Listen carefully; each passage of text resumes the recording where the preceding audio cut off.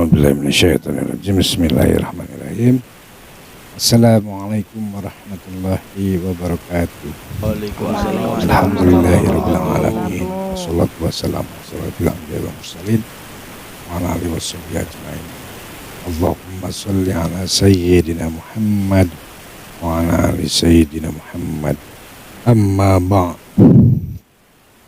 Para pemirsa Sang Fajar, kembali kita bertemu lagi di channelnya Sang Fajar bersama saya Taufik Rahmat.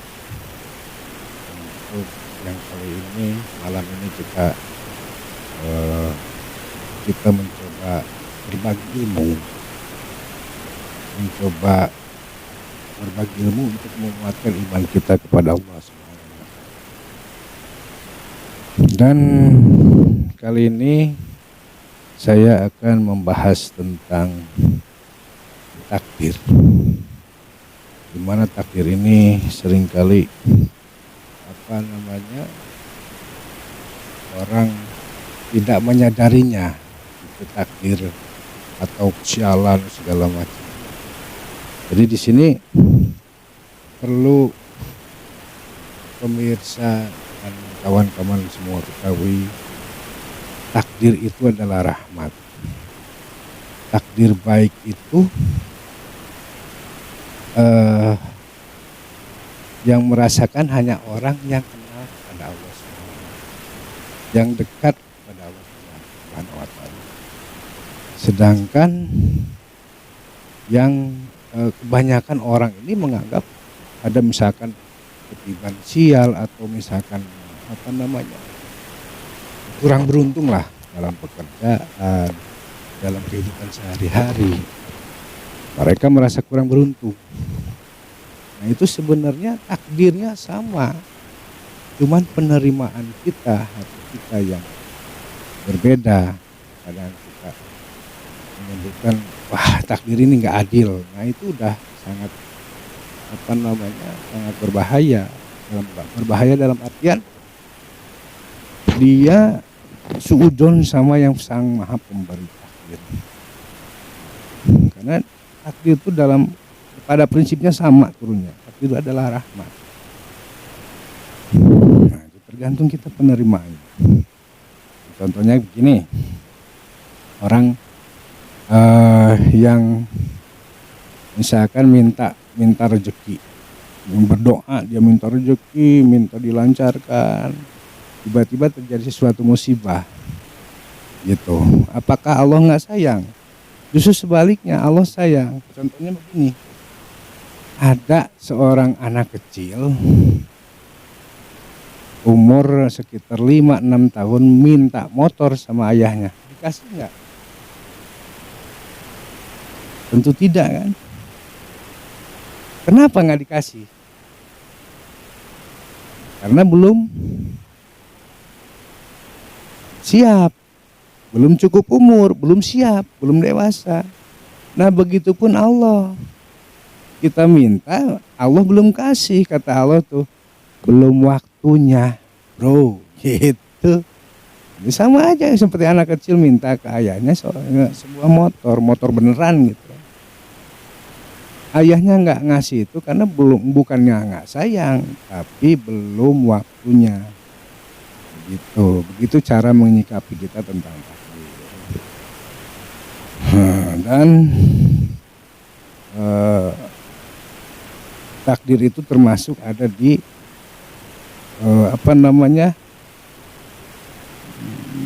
di golongan rukun iman yang keenam. Itu ada qada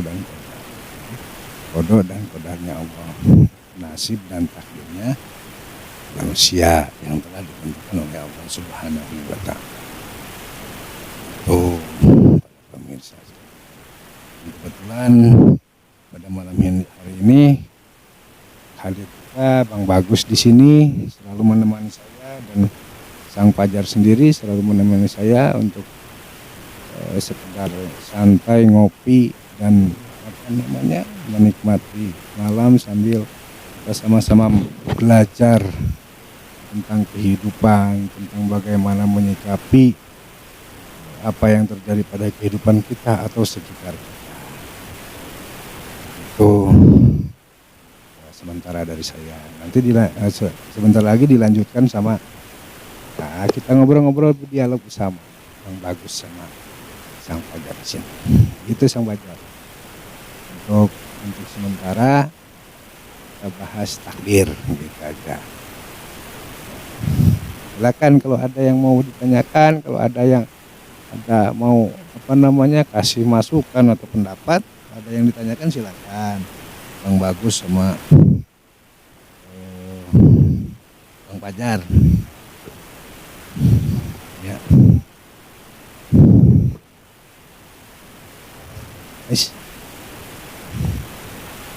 Nah, hasad ya. Kalau hasad itu sudah dijelaskan, sangat tidak diperbolehkan karena itu termasuk dosa, sangat merugikan orang lain.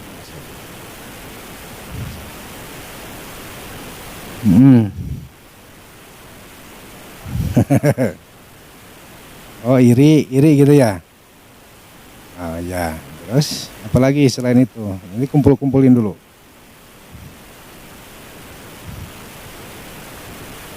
Fitnah.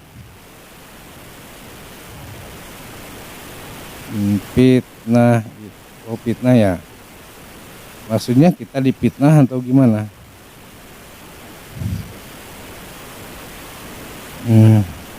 Maksudnya bercanda gitu ya.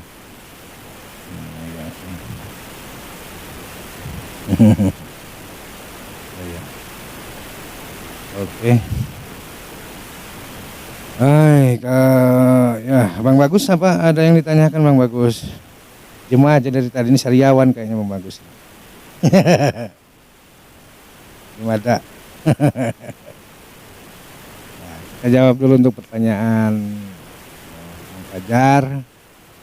Pertanyaan pertama tadi masalah apa tadi? Hasadnya. Hasad itu kita ini dulu baca dulu hadisnya ya. Dalam sebuah hadis Rasulullah SAW berkata, artinya ingatlah sesungguhnya dalam jasad ada segumpal daging. Jika ia baik, maka baik pula seluruh anggota badan, dan jika ia rusak, maka rusak pula seluruh anggota badan. Ketahuilah, ia adalah hati. Dari hadis riwayat Imam Bukhari. Nah, itu hasad itu berkenaan dengan hati. Nah, itu jelas-jelas itu hadisnya. Yang dapat merusak hati kita adalah penyakit-penyakit hati. Di antaranya riya, ujub, sombong, hasad, dan dengki. Jadi hasad masuk penyakit hati, ya kan? Nah, terus ada lagi riwayat lain. Rasulullah SAW bersabda, janganlah kalian saling membenci, saling hasad, saling membelakangi, dan jadilah hamba-hamba Allah yang bersaudara. Hadis riwayat Bukhari. Di antara penyakit hati ini ya adalah hasad itu, keduanya menjadi malapetaka besar bagi kerukunan dan ketentraman hidup bermasyarakat. Hasad yang diharamkan adalah berangan-angan hilangnya kenikmatan dari seorang muslim, disertai usaha untuk menghilangkan kenikmatan itu dengan ucapan atau perbuatan. Jika tidak disertai upaya menghilangkan kenikmatan itu, maka bukanlah kemaksiatan. Jadi orang yang berangan-angan agar sebuah kenikmatan hilang dari seorang muslim karena orang itu memiliki harta halal yang banyak, istri yang cantik, atau anak banyak yang taat, atau sifat-sifat terpuji, kemudian ia membenci itu dan berangan-angan agar kenikmatan itu berpindah kepadanya, paham kan? Lalu ia berusaha untuk menghilangkan kenikmatan tersebut dengan berbagai cara, maka ia telah jatuh ke dalam hasad yang diharamkan. Nah, maksud dari keterangan tadi ini loh. Contohnya Bang Bagus ini punya mobil, ya kan, rumahnya habis didandan. Nah, tiba-tiba ya anaknya cantik, soleha gitu, Bang Bagus ini kan, amin. Tiba-tiba ada tetangga atau kawan kita lihat Bang Bagus ini, bukannya senang, malah dia berangan-angan, oh seandainya itu gua gitu loh, apa namanya, dia pengen ya iri lah, intinya iri lah dia dengan apa yang didapat Bang Bagus ini, apa yang dipunya Bang Bagus ini, dia pengen seperti itu gitu loh, iri, sehingganya bukannya dia berusaha untuk termotivasi dengan apa yang Bang Bagus dapat, tapi dia malah berbuat jolim ke Bang Bagus dengan berbagai cara, dengan omongan, propaganda, dengan apa, termasuk fitnah tadi, termasuk oh, si Anu mah gini Bang Bagus mah orang gini gitu loh, apa namanya, membicarakan ke yang lain, mempengaruhi yang lain. Oh Bang Bagus ini gini, dapat duitnya dari gini yang nggak baik gitu, haram gitu kan gitu. Itu namanya hasad, memutarbalikkan fakta, apa namanya, membuat terus berusaha mengalihkan atau merebut apa yang Bang Bagus dapat gitu loh. Gitu. Dia pengen rumah yang ditempatin Bang Bagus. Nah, pengen rumah Bang Bagus bagus gitu kan. Rumah Bang Bagus gimana sih? Rumah Bang Bagus itu cantik gitu, cakep lah gitu, dipandang gitu, indah lah gitu kan. Nah, si tetangga atau kawannya mau rumah itu, dia berbagai macam cara untuk membeli rumah itu. Itu yang namanya hasad yang diharamkan. Gitu loh Sang Fajar. Terus fitnah tadi sendiri udah jelas, fitnah itu dosa besar. Ya kan, lebih kejam dari membunuh kan bahasanya juga. Membunuh aja udah dosa besar, itu fitnahnya itu kayak mana. Dan termasuk ya hasad juga, termasuk ya di hasad juga ada unsur fitnahnya. Kalau kita mempengaruhi orang lain dengan hal yang tidak dilakukan sama yang kita iri, ya kan, itu fitnah. Jangankan untuk kita membiasakan, saya membicarakan Bang Bagus ke Fajar, nggak ada Bang di belakang Bang Bagus gitu. Dar, Bang Bagusin, kalau di mana benar pun itu tetap dosa gibah. Di mana salah, fitnah jadinya. Gitu. Ya fitnah udah jelas-jelas dosa besar. Oh. Nah, kembali lagi ke hasad, makanya kita harus berbaik sangka, harus mensyukuri apa yang kita dapat. Yang pada intinya, yang orang yang berbuat hasad itu yang nggak bersyukur apa yang sudah didapat, ya nggak? Ya, sedangkan dia misalkan udah punya mobil, dia tetangga mobilnya lain, pengen ya kan gitu. Ya itu namanya hasad, itu menjelek-jelekan tetangga kan gitu, menjelek-jelekan kawan ibaratnya. Gue punya mobil Sigra, misalnya kawan punya mobil Expander, nah gue kalau gue hasad gitu kan, gimana caranya dia Expander itu pindah tangan ke gua. Itu namanya hasad yang diharamkan itu. Gitu Jar. Ada lagi? Ayo Bang Bagus, jam aja malam ini loh. Beliau ini merenung ya, merenung takdir atau merenung hasad. Nah terus ya, coba apa yang nggak usah direnungi, kita hindari sifat-sifat hasad itu. Yang terpenting satu, kita mensyukuri apa yang didapat sama kita, apa yang telah diterima kita. Mau besar mau kecil itu rahmat loh, rahmat dari Allah, rezeki dari Allah. Ya kita nggak bakalan sama dengan orang lain, ada waktunya. Kembali lagi tadi takdir, benar nggak?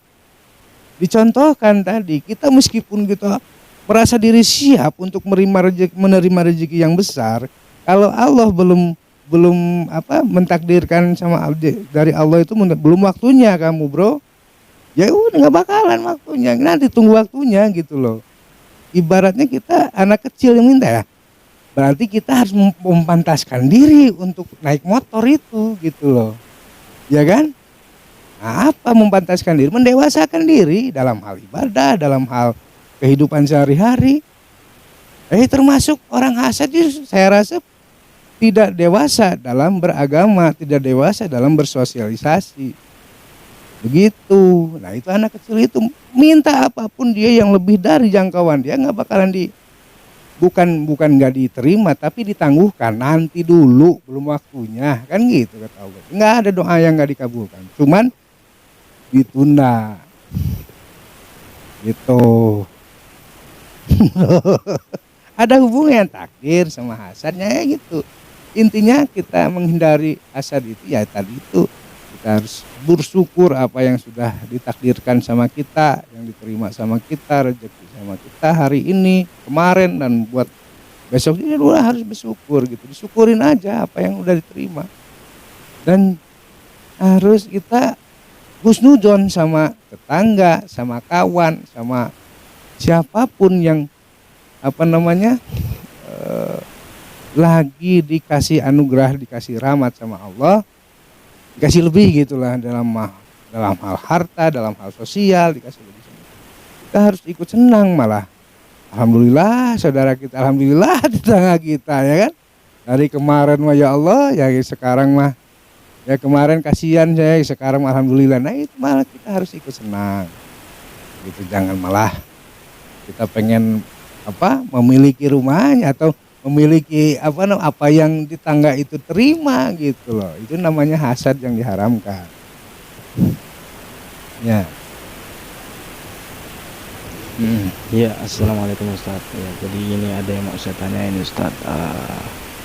Seandainya kata umpama misalnya nih Ustaz ya, saat ini Ustaz kedatangan Rasulullah Sallallahu Alaihi Wasallam, dan sekarang saat ini baginda besar Nabi Muhammad Sallallahu Alaihi Wasallam ada di samping Ustaz. Kayak gimana perasaan? Nggak ada bahasa. Itu jasa beliau membangun akhlak manusia, peradaban sampai saat ini luar biasa ya. Dan pengorbanan beliau sampai anak cucunya itu jadi korban atas akhlak beliau yang udahlah ya itulah yang luar biasa, nggak ada tandingannya baginda Rasul. Kalau misalkan ya itu ya nggak inilah nggak bakalan saya lepas kalau luar biasa. Beliau itu manusia sempurna, manusia makhluk paling mulia, makhluk paling sempurna. Tidak ada tandingannya, bumi dan langit tidak ada tandingannya. Malaikat pun nggak berani, bukan makomnya Rasulullah SAW.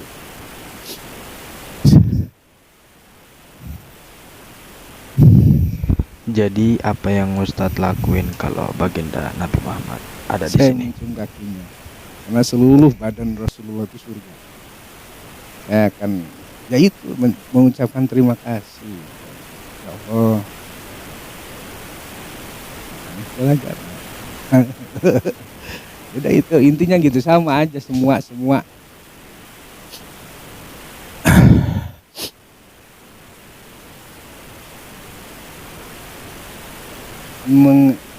mengadukan apa yang terjadi sama itu penerusnya ada sekarang yang telah berbuat zalim sama keluarganya. Ini pahamnya itu ada sampai sekarang, terbukti sabda beliau terbukti sampai sekarang. Dan mungkin saya akan minta syafaat, minta doa, minta syafaat dari beliau itu untuk memudahkan, memeranginya dan memudahkan melindungi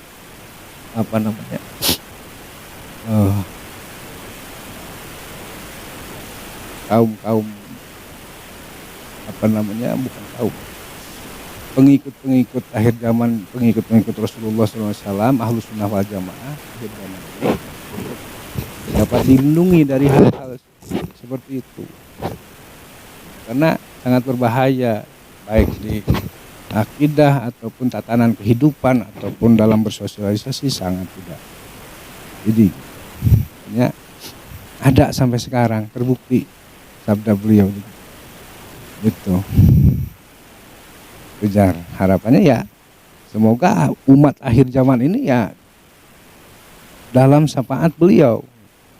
Karena yang dirindukan beliau itu ya umat akhir zaman ini.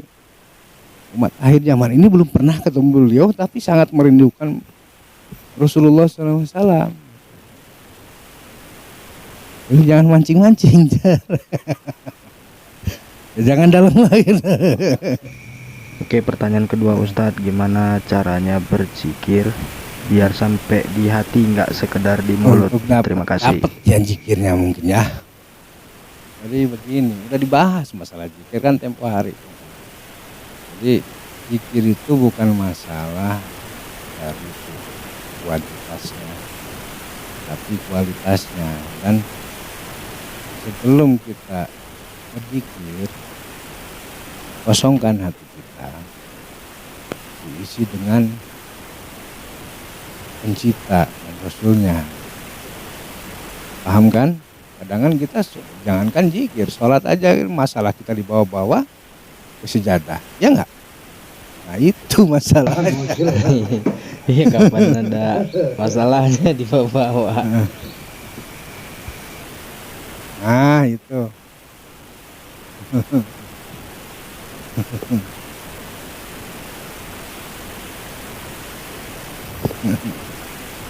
Ya udah jadi lazim karena kita kalau manusiawi kecuali kita waliullah itu rindu Allah dulu baru dikasih sama Allah seperti yang orang-orang minta doanya, lebih dari yang orang-orang minta doanya. Nggak perlu minta kalau waliullah, cukup rindu sama Allah. Tapi kalau kita kadang-kadang kita tuh rindu sama Allah setelah dapat masalah. Misalkan contohnya gini, lagi ya benar tadi lagi dapat titipan rezeki atau lagi senang, lupa sama Allah kan? Enggak pernah minta tolong sama Allah, enggak pernah minta tolong, enggak pernah doa gitu sama Allah. Ya zikir ala kadarnya, itulah zikir kosong. Terus tiba-tiba dia disandungkan dengan masalah, ya kan? Utang, cicilan, itu kan, utang banyak, cicilan, enggak. Tiba-tiba dengan itu kamu melibatkan Allah gitu kan. Ya Allah, ya kata Allah tuh, ya apa urusannya sama gua? Lu kemarin kemana? Halo bro, lu kemarin kemana? Lu lagi senang-senang lupa sama aneh. Giliran udah susah gini baru nyebut aneh kan gitu. Nah caranya begini, lepasin dulu beban kita kalau mau menggelar sejadah.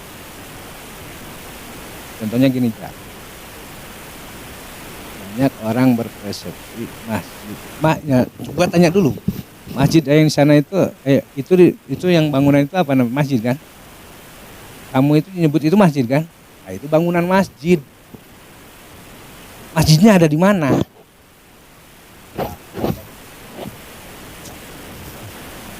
Di hati. Terus yang Ka'bah yang di Arab itu apa itu?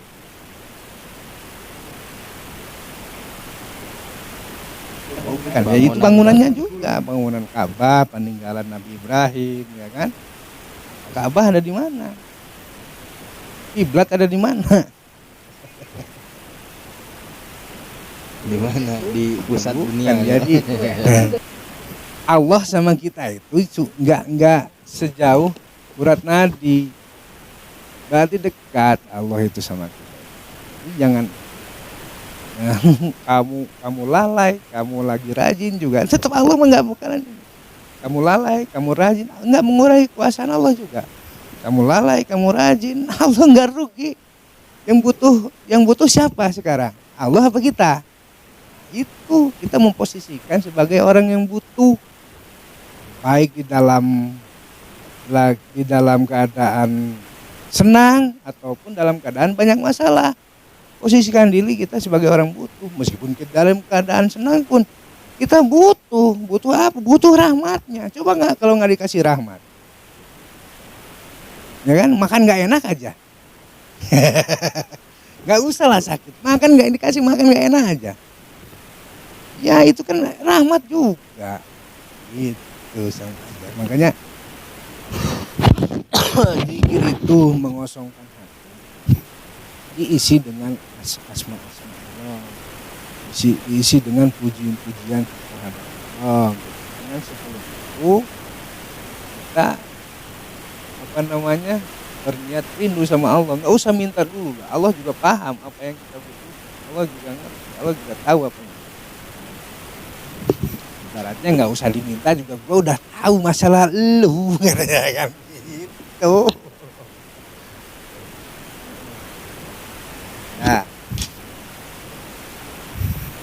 Nah, jadi pertanyaan ketiga, aduh, apa ya, lupa lagi nih Tulis dulu. Nah, jadi pertanyaan ketiga, apa aja sih Ustadz bacaan-bacaan yang harus kita baca? Ya, pada saat kita di atas motor apa gitu ya, kita baca gitu, pas sekali lagi ada hujan terus atau gimana gitu. Mau dijawab Ustadz, terima kasih. Malaikatul Qudus, bisa kita ini aja memuji malaikat, siapa yang turun, makhluk-makhluk Allah yang turun, malaikat yang misalkan hal-hal baik itu malaikat, hal jelek yang lain lah. Nggak usah diterangin ya. Yang penting kita berlindung sama Allah untuk hal baik dan meminta sama Allah untuk rahmatnya.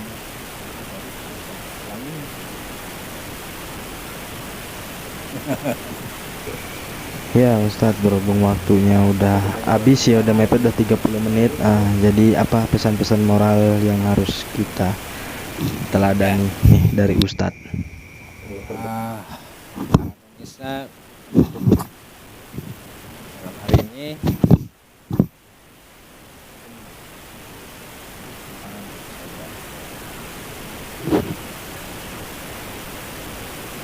pencerahan bahwa masalah ini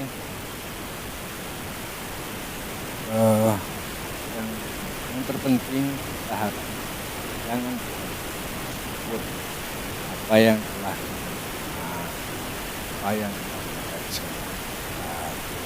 Nah, pada sejatinya kita ada yang semua tetap sama, cuman penerimaan manusianya yang kita. Nah, kita harus tetap berhusnudzon sama Allah dan berhusnudzon pula sama makhluknya, biar hindar kita dengan sifat hasad tadi yang disebut. Sekian dari kami.